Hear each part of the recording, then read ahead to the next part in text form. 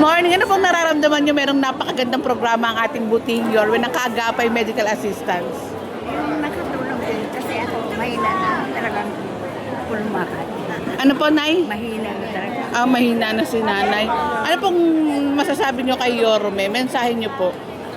Ang bait ni Yorme, marunong siya tumulong, marunong siya tumingin sa taong naghirap. Nay, na ano nyo po ba na si Yorme mismo ang bumaba at nakita nyo na nagbibigay din po ng tulong? Matulungin talaga. Mensahe nyo po kay Yorme. Nay, masasabi mo ba pinakamagaling na mayor ng Maynila si Yorme? Ayan ang pinakagaling ng niya sa Manila. Hindi katulad ng iba.